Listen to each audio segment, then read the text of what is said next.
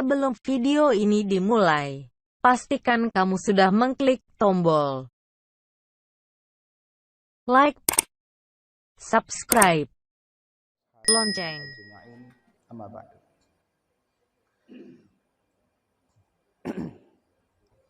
Bapak Ibu, jamaah salat subuh yang dirahmati Allah, suatu kesyukuran kita bisa kembali salat berjamaah pada subuh ini. Masih diberi kesehatan, kesempatan dan kemauan oleh Allah untuk melaksanakan salat subuh berjamaah. Mudah-mudahan kita diberi kemampuan terus-menerus dan istiqomah bisa melakukannya. Sebagai pengganti, saya menyampaikan satu topik ringan saja, singkat. Kita sering mendengar kata ridho, dalam bahasa Arab dari rodhiya yardo. Bahkan di Indonesia ini jadi nama orang banyak ya. Kalau di Persia Reza, ridho ya. Arti bahasa Indonesianya rela, tapi ridho juga sudah menjadi bahasa Indonesia. Di dalam Al-Quran ada lebih kurang 70 kali pengulangan penggunaan kata ridho dalam berbagai ayat, surat, dan konteks yang berbeda. Dan biasanya berkaitan dengan keimanan. Keimanan, amal soleh, kebajikan. Ridho ini penting ya, jika kita kaitkan dengan bagaimana kita membangun hubungan dengan Allah Subhanahu wa Ta'ala. Allah telah menetapkan hukum dan takdirnya untuk kita, gitu ya. Dan kita diperintahkan oleh Allah untuk menerima hukum dan takdir itu dengan rela, dengan ridho. Kalau dalam pepatah Arab ada ungkapan ainur ridho an kulli aibin kalilah kama anna ainas tubdil masawi. Kalau kita melihat sesuatu itu dengan pandangan yang ridho, yang rela, segalanya tampak baik, tampak indah. Dan sebaliknya, jika pandangan kita adalah pandangan kemarahan, pandangan tidak ridho, maka segala sesuatu tampak buruk. Begitu juga dengan hukum Allah yang telah ditetapkan, takdir Allah yang telah ditetapkan.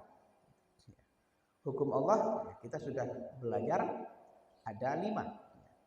Ada perintah Allah dan itu menjadi wajib. Kita diperintahkan untuk sholat, puasa, zakat, dan seterusnya. Jika kita menerima ini dengan rela, dengan ridho, tentu kita akan melihatnya dengan pandangan yang ridho juga.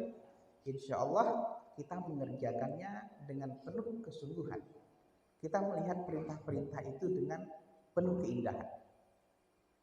Ada larangan. Banyak sekali larangan dalam Islam. Hukum Islam mengatur kehidupan kita dengan sangat ketat. Ada, saya membaca di media, seseorang keluar dari Islam karena tidak nyaman dengan banyaknya larangan dalam Islam. Disebutkannya ada larangan ini, saya tidak nyaman, hidup saya tidak bebas. Katanya. Saya terlahir untuk menjadi orang yang bebas. Akhirnya apa? Dia memutuskan untuk keluar dari Islam.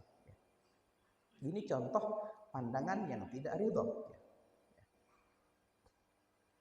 Hukum yang lain ada sunnah, ada mubah, dan seterusnya. Ini berkaitan dengan hukum. Bagaimana kita menerima ketentuan-ketentuan itu dengan penuh keikhlasan, dengan pandangan yang rela. Kita dilarang untuk mencuri, kita ikuti. Kita dilarang untuk korupsi, kita ikuti. Karena kita yakin bahwa apapun yang telah ditentukan hukumnya oleh Allah Subhanahu wa Ta'ala pasti mengandung kebaikan. Perempuan muslimah dilarang untuk menikah dengan laki-laki non muslim. Kita ikuti itu. Jangan bicara hak asasi manusia di situ. Ya. Saya terlahir bebas, saya bebas menentukan masa depan saya. Bahkan ada yang berkata, neraka, surga itu tanggung jawab saya, bukan tanggung jawab Anda. Ini contoh bagaimana kita mempertanyakan hukum Allah. Padahal hukum Allah bukan untuk kita kritisi, tapi untuk kita laksanakan sebagai hamba Allah. Ini yang pertama, hukum Allah. Yang kedua, ketentuan. Kita ridho terhadap hukum Allah, kita ridho terhadap ketentuan yang telah ditetapkan oleh Allah Subhanahu wa Ta'ala. Ketentuan ini sering kita sebut takdir. Ada dua, ya, secara umumnya. Takdir berkaitan dengan nikmat, takdir berkaitan dengan musibah. Yang berkaitan dengan nikmat, tentu kita semuanya menerima dengan gembira, ya, dengan senang hati. Tapi jangan lupa bahwa tidak semua nikmat membawa kebaikan. Ya. Pada masa Nabi ada seorang sahabat Sa'labah yang hidup miskin, melarat, sholat pun selesai salam dia harus pulang karena harus berganti pakaian dengan istrinya. Istrinya mau sholat juga. Ya. Tapi kemudian ya, dia kaya raya. Setelah kaya raya dia lupa diri. Ya. Tidak pernah sholat ke masjid lagi, tidak mau bayar zakat dan seterusnya. Ternyata nikmat juga membawa bencana. Jauh sebelum itu kita juga sering mendengar, membaca Qarun pada masa Nabi Musa, yang awalnya miskin, melarat, kemudian kaya raya. Setelah kaya raya, merasa berkuasa, merasa tidak lagi bergantung kepada yang lain, dia melawan Nabi Musa. Ini contoh ya, bagaimana nikmat membawa bencana. Sampai kemudian Nabi Musa murka ya, dan dia ya, ditelan oleh bumi. Ya. Mungkin dalam sekarang ilmu geologi menyebutnya likuifaksi. Ya. Tiba-tiba tanah itu menjadi cair seperti bubur, apa yang ada di atasnya tenggelam ke bawahnya. Dengan harta-hartanya, seluruhnya. Sehingga kita di kalangan orang Melayu ini ketika menemukan harta di dalam tanah, kita menyebut harta karun. Padahal karun tidak hidup di sini ya. Itu ungkapan metafora ya. Harta yang tersimpan. Nikmat ya. Jadi kita perlu berhati-hati. Kita bergembira tapi juga tidak lupa diri ketika menerima nikmat. Yang kedua, musibah. Tabiat manusia ketika menerima musibah adalah berkeluh kesah, menggerutu, mengomel, dan sebagainya. Ada satu ungkapan menarik, tapi ini sangat berat ya, dari seorang sufi, Rabi'ah al-Adawiyah. Rabi'ah al-Adawiyah mengatakan bahwa salah satu indikator ya, bahwa seseorang sudah sampai pada taraf ridho adalah ketika kegembiraannya menerima musibah sama dengan kegembiraannya menerima nikmat. Saya belum sampai pada level ini. Saya belum sampai pada level ini. Menerima musibah itu dia gembira sama dengan ketika menerima nikmat.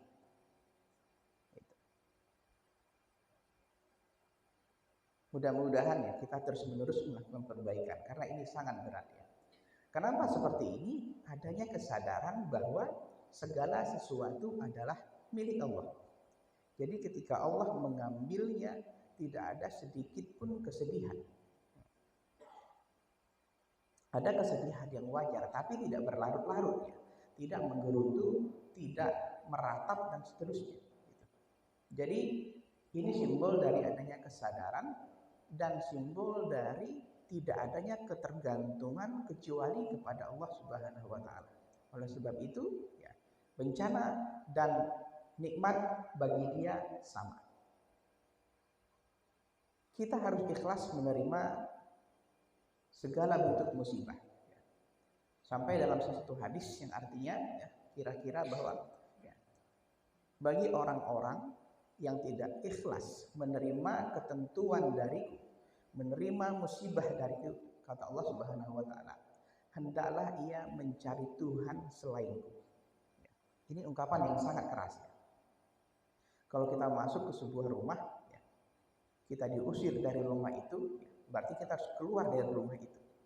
Nah, kalau Allah yang berkata, hendaklah ia mencari Tuhan selainku, kita diusir dari alam semesta ini. Seluruh makrokosmos alam semesta ini milik Allah. Kemana kita akan pergi? Kemana kita akan mengungsi? Gitu. Oleh sebab itu, kita sering mendengar ungkapan menarik ya. Karena itu diajarkan dalam hadis. Ya. Ketika terjadi sesuatu, ya, kita sukai atau tidak kita sukai, kita mengucapkan, ya, ini merupakan sudah takdir Allah, qadarullah. Ya. Itu ungkapan yang menarik ya.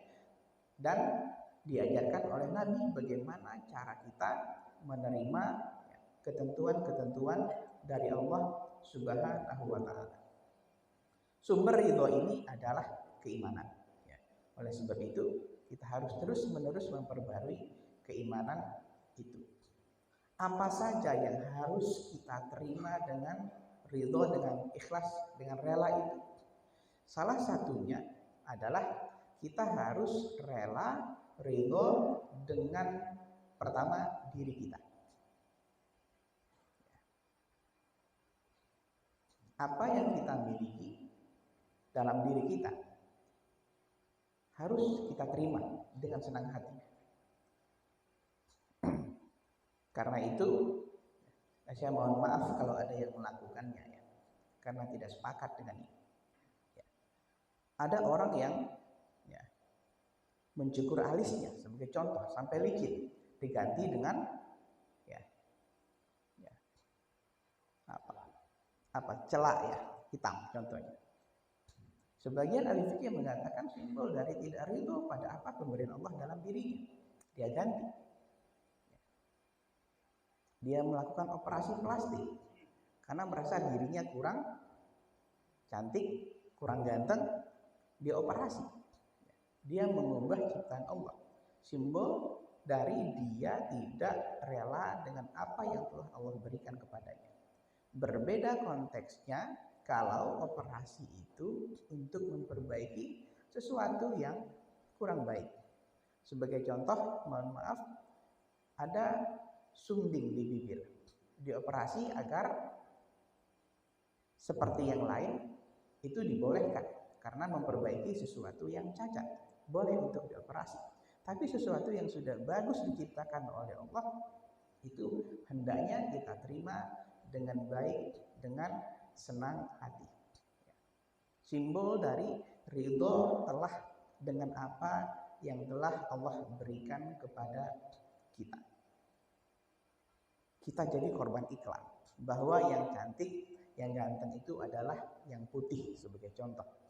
Akhirnya kita pakai krim yang mengandung whitening, pemutih setiap hari. Tanpa kita sadari, kita menjadi seorang rasis kepada diri kita sendiri. Kenapa tidak kita terima, kita pelihara, kita rawat saja apa yang telah Allah berikan kepada kita. Ini contoh bagaimana kita harus bersikap ridho pada apa yang telah Allah berikan kepada kita.